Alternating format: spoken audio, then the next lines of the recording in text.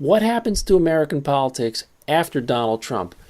That's a question that David Brooks from the New York Times asked on Tuesday, March 6th in an op-ed piece. I'm going to talk about it now. This is Charlie from Red Blue Talk. I talk about how politics and government impact people's lives. I would love it if you'd click like on Facebook if you're watching there, or hit the subscribe button on YouTube. Basically, what Brooks is saying is that if you want to know what it's going to look like in America after Donald Trump, don't think John Kasich, don't think Joe Biden. It's not going to quite look like that. Look at what's happening in Italy. Now, in Italy, there's a prime minister named Silvio Berlusconi. Got himself elected in a very similar way to Donald Trump. Racist comments, appealing to people's fears, anti-immigrant, and got himself elected. Here's a clip of Silvio Berlusconi, the Prime Minister of Italy, walking into a polling place. This was just last week. If you want to get a sense of how things are over there, watch this.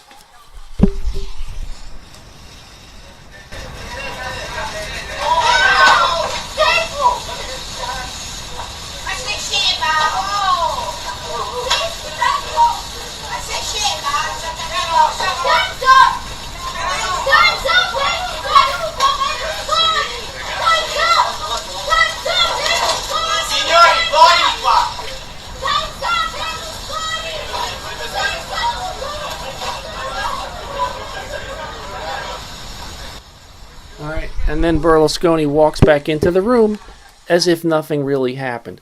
So what Brooks is saying is that there are three mega trends. There are three big trends that kind of predict how you get to this point where the democracy really breaks down and turns into a complete circus. Big trend number one is the erasure of informal norms of behavior. The concept is that a democracy is not just a constitution, it's a bunch of norms of behavior. It's an expectation that when you're running for office, you treat the guy you're running against or the woman that you're running against as your worthy opponent, not a mortal enemy.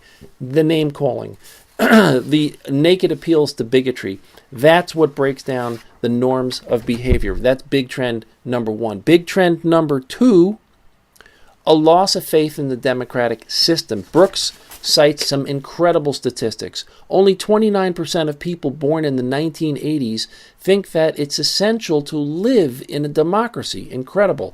Nearly half of these folks would like a strongman leader. 1 in 6 Americans of all ages supports military rule. Loss of faith in the system. Big trend number 3 is that social media is degrading debate itself, the deterioration of debate. And the concept here is that when the internet was created, we all thought that it was going to democratize thought, democratize speech, democratize everything.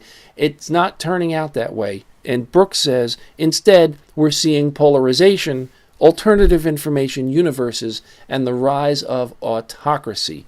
So he closes out by saying, nothing is inevitable in life. The center is still hollowing out. Nothing is inevitable in life, but liberal democracy clearly ain't going to automatically fix itself.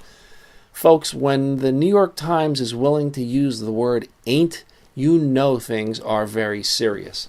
This is Charlie from Red Blue Talk. Please hit that subscribe button. I'm very close to a goal of having 100 subscribers. I know that's not an enormous goal, but I'm almost there. It's not a big goal for YouTube, but it's a big goal for me. So thanks, everybody, and I'll see you on the next 2 minutes of truth.